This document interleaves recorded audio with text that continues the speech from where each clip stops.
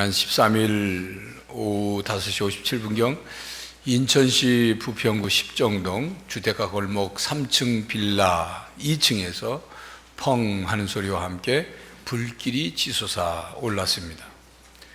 층간소음 문제로 세입자와 말다툼을 벌인 집주인 임모 씨, 71살 된 임모 씨가 세입자 집에 불을 질러서 2명이 죽는 참극이 벌어졌죠.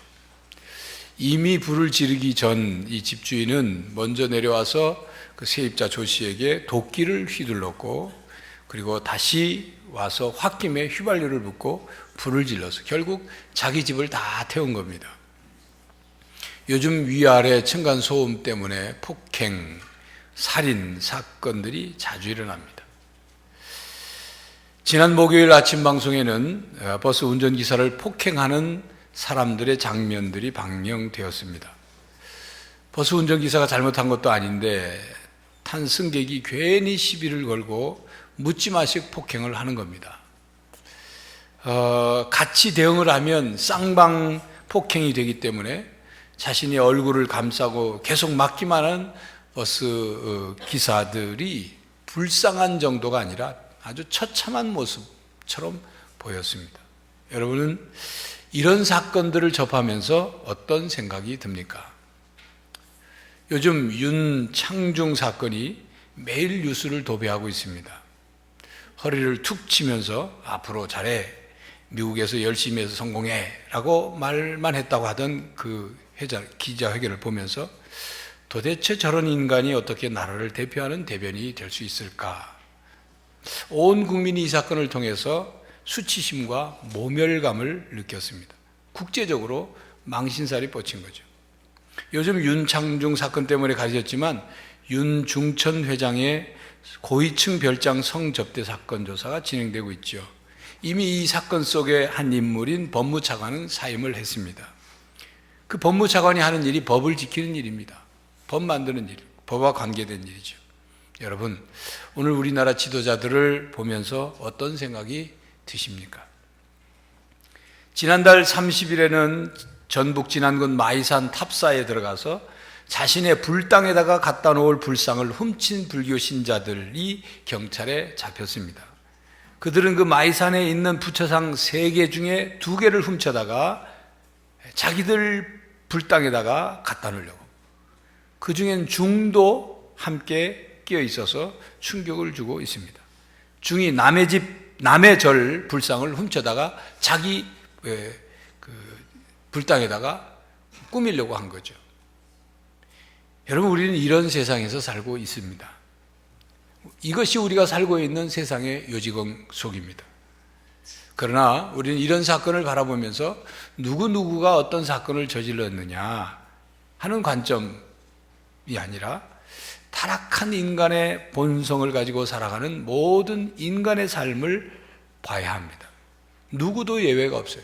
타락한 인간의 본성을 가지고 산다는 것은 누구도 예외가 없습니다. 여러분, 노아 시대에 하나님께서 당시 사람들의 죄가 가득함과 그리고 그들의 마음으로 생각하는 모든 것이 악한 것을 보시고 홍수로 심판하셨죠.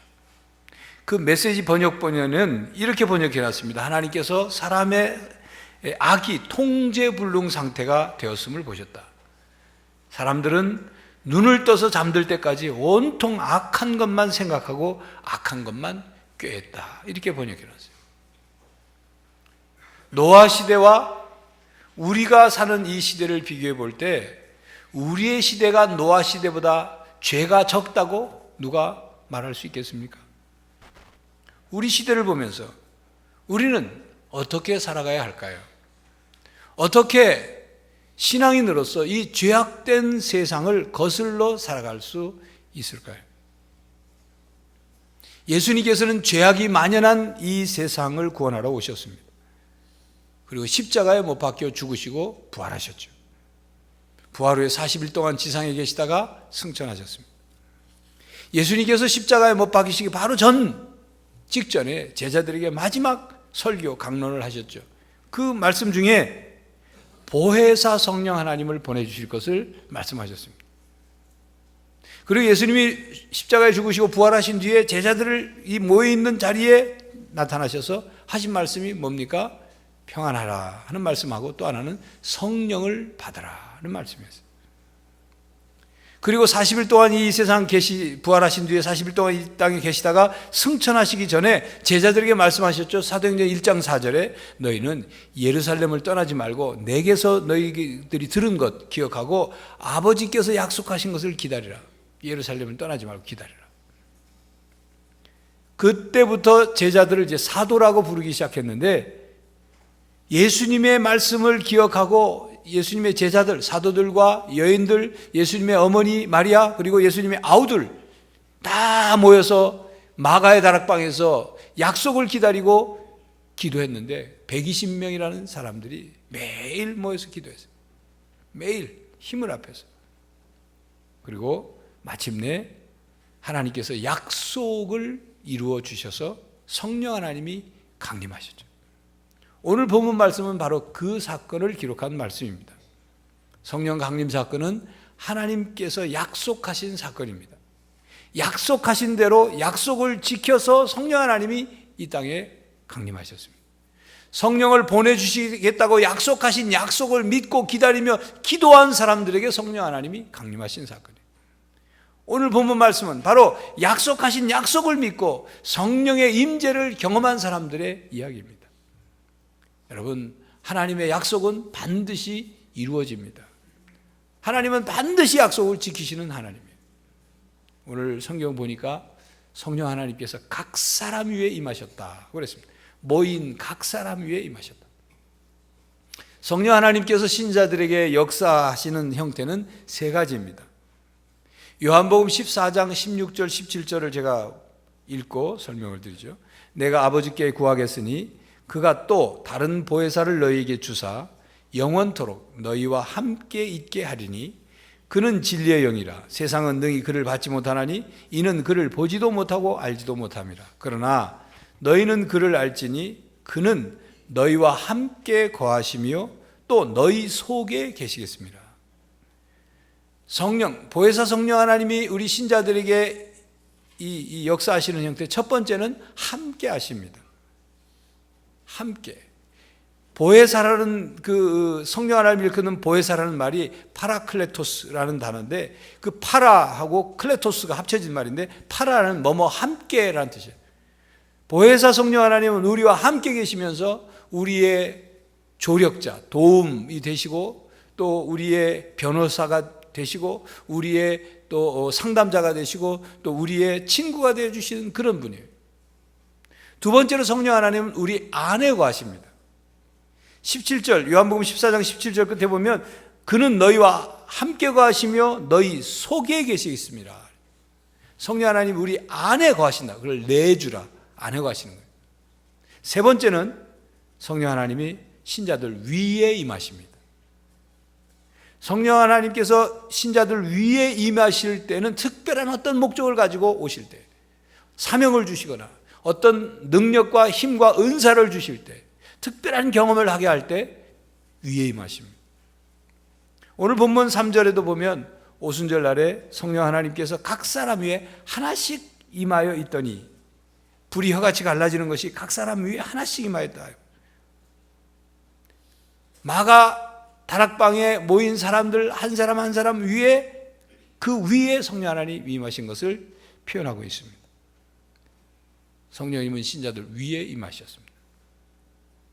사도행전 1장 8절에 오직 성령이 너희에게 임하시면 하는 그 말씀, 너희에게 임하시면도 원어를 보면 너희 위에 임하시면 이렇게 되어 있습니다. 오직 성령이 너희 위에 임하시면. 정리하면 성령 하나님은 우리 신자들과 함께 하시고 우리 안에 가실 뿐만 아니라 특별한 어떤 목적을 위해서 우리 위에 임하십니다. 임재하십니다. 성령 하나님께서 우리 각 사람에게 찾아오시면서 우리에게 각 사람 위에 임하시지만 그렇다고 해서 성령 하나님을 오해해서는 안 됩니다. 나에게 임하시는 성령 하나님을 마치 내 마음대로 부릴 수 있고 내 마음대로 소유할 수 있고 나에게 매여 있는 존재로 오해해서는 안 됩니다. 성령 하나님을 인위적으로 주고받고 하는 그런 물질이 아니라는 거예요. 성령 하나님은 성부 하나님과 성자 하나님과 함께 삼위일체 하나님이에요.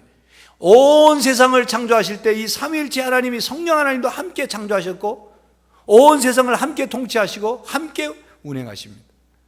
그런 성령 하나님께서 우리 각 사람에게 임하셔서 우리 각 사람의 삶을 인도하신다는 거죠.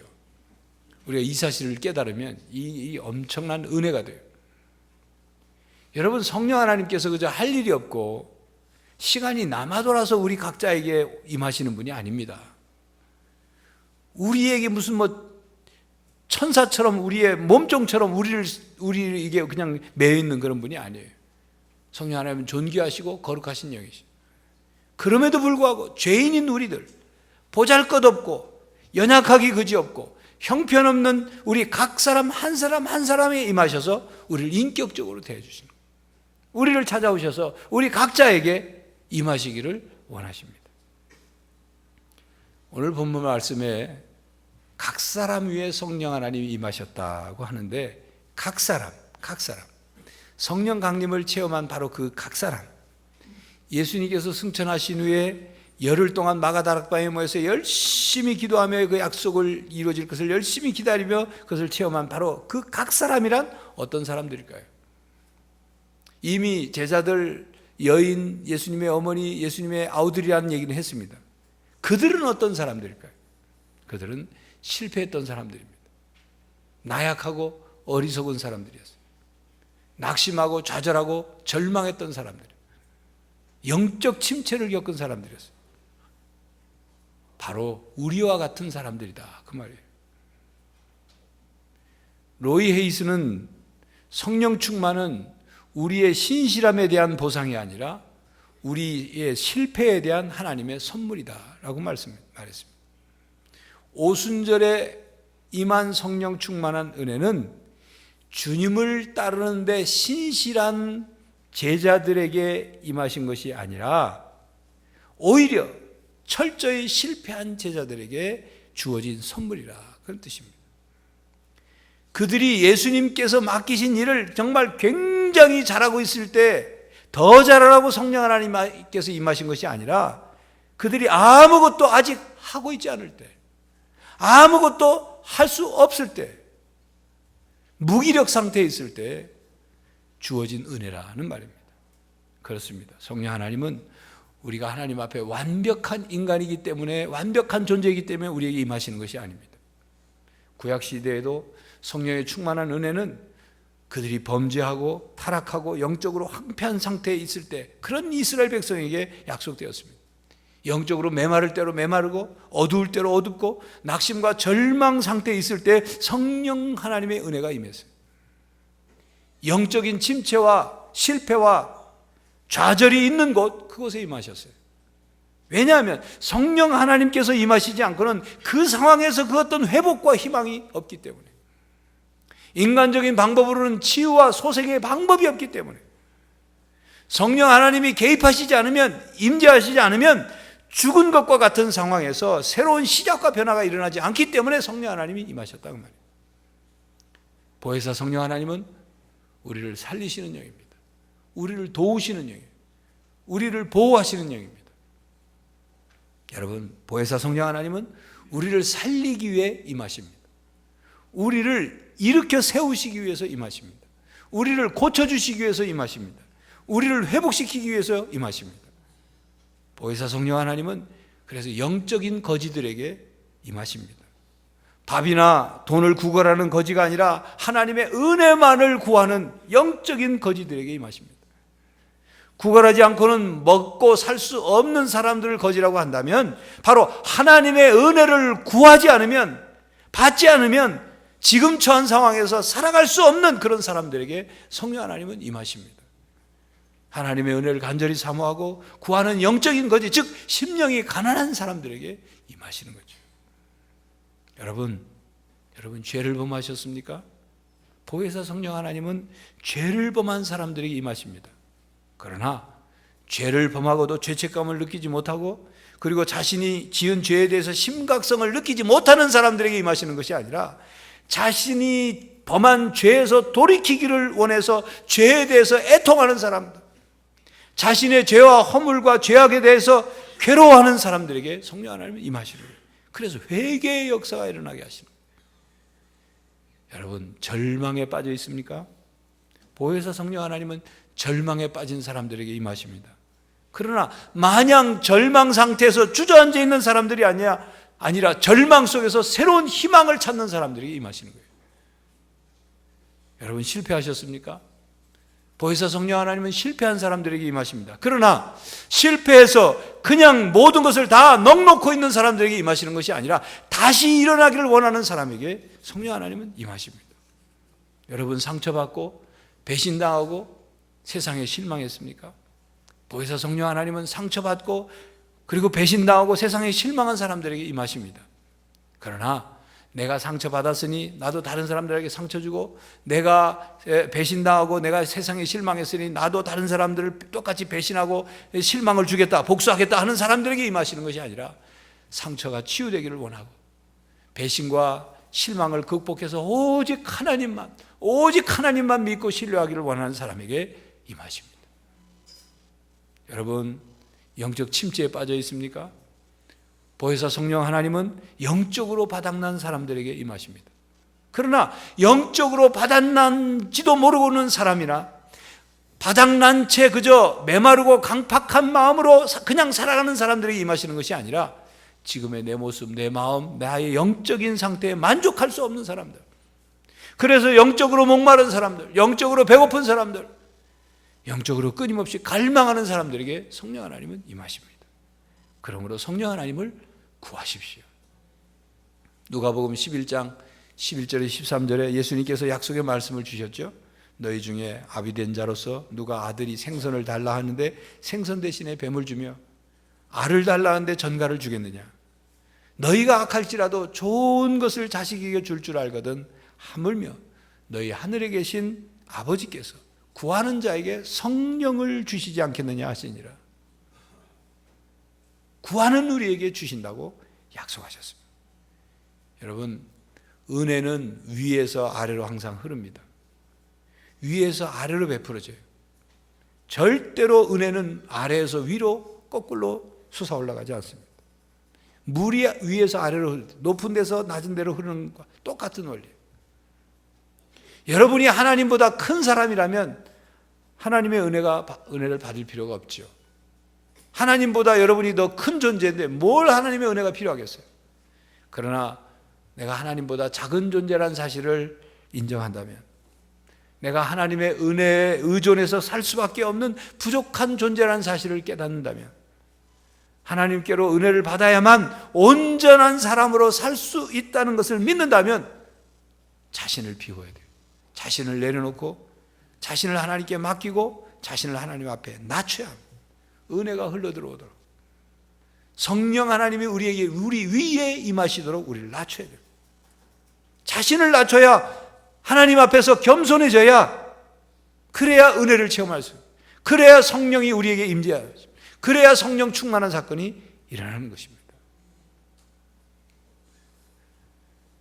그렇기 때문에 많은 경우 고통이나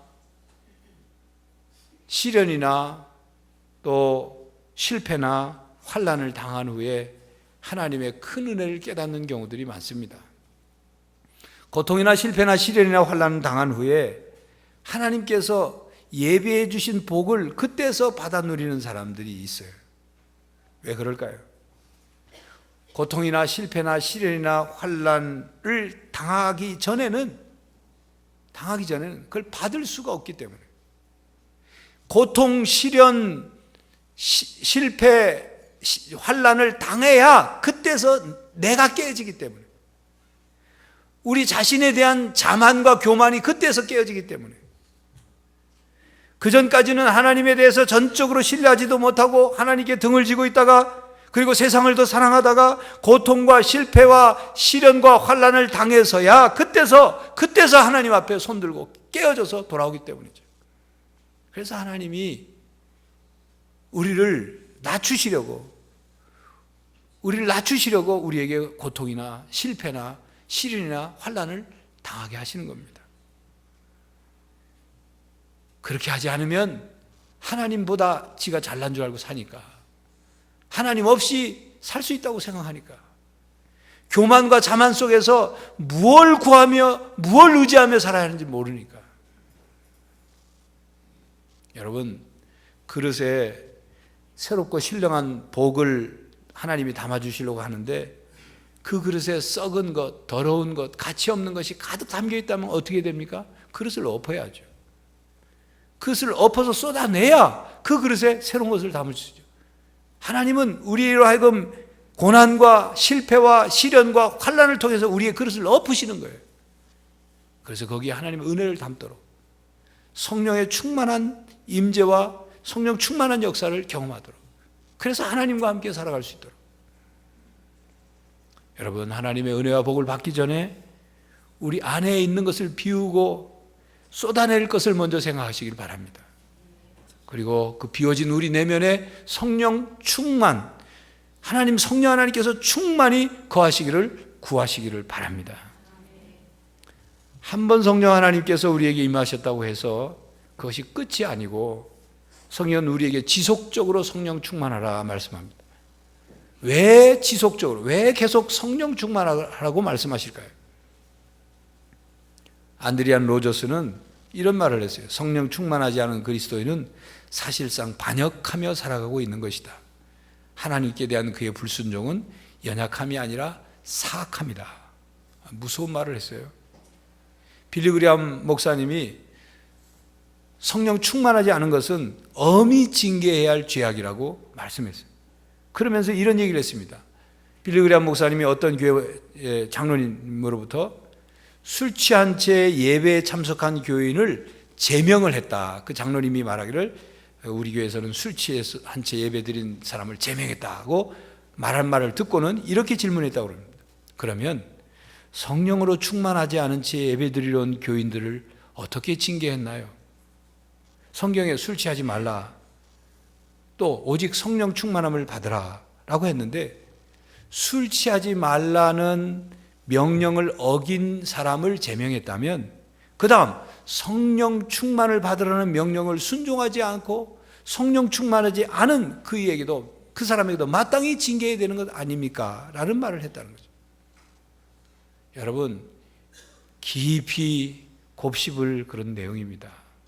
성령 충만은 그리스도인들에게 해도 되고 안 해도 되는 것이 아니라 반드시 성령 충만한 삶을 살아야 하는 것입니다. 성령 충만이란 무엇입니까? 우리의 전 존재와 삶이 성령의 임재와 성령의 영향력에 의해서 성령님께 충만히 지배되고 인도되는 것을 말합니다. 그래서 성령 충만한 삶이란 하나님께, 성령 하나님께 철저히 인도받고 순종하는 삶을 말합니다. 성령 하나님을 의지하고 성령 하나님을 의지하려고 하지 않고 성령 하나님께 순종하려고 하지 않으면서 성령 충만을 구한다. 성령 충만, 성령이 임하시지가 않는 거예요. 다시 묻겠습니다. 왜 성령 충만하라고 하실까요? 성도 여러분, 성령 충만하지 않고는 우리가 죄의 세력을 극복할 수 없기 때문입니다. 여러분, 죄에는 능력이 있습니다. 죄는 권세가 있습니다. 죄는 우리를 지배하고 우리를 얽어맵니다. 우리의 영혼을 약화시키고 죽입니다. 마침내 우리의 생명까지도 빼앗습니다. 그런데 이 죄의 능력은 우리의 능력으로는 절대로 우리가 그 죄의 능력을 이길 수가 없는 거예요. 우리의 노력으로는 이 죄의 권세를 절대로 극복할 수 없는 거예요. 오직 성령 충만을 통해서만 극복하고 이길 수 있는 것입니다. 성도 여러분, 성령 충만하지 않고는 우리 안에 있는 어두움을 몰아낼 수 없습니다. 우리 안에 있는 온갖 부정적인 말, 부정적인 생각, 부정적인 태도와 자세를 몰아낼 수가 없습니다. 바꿀 수가 없어요. 여러분, 우리의 감정은 부정적인 것에 더 빨리 쉽게 반응합니다. 우리의 생각은 부정적인 것에 더욱 길들여져 있습니다. 우리의 태도와 자세는 부정적인 것으로 딱 굳어져 있어요. 이것을 바꿀 수 있는 것은 성령 충만뿐입니다. 우리 안에 어둠을 몰아내고 부정적인 것을 몰아내려면 성령 하나님께서 우리 안에 밀고 들어오셔서 그 부정적인 더러운 것을 몰아내야 되는 거예요. 성령 하나님이 가득 차면 다른 것은 다 밀려나게 되는 거기 때문에. 그렇지 않게 되니까 늘 아주 작은 일에도 늘 걱정하고 근심하고, 그러니 늘 마음이 불안하고, 불안이 커져서 두려워하고, 평안이 없는 거죠. 평안이 없으니 기쁨이 있을 리 있겠습니까? 성령 충만하지 않고는 평안과 기쁨이 없습니다. 성도 여러분, 성령 충만하지 않고는 영적으로 패배할 수밖에 없습니다.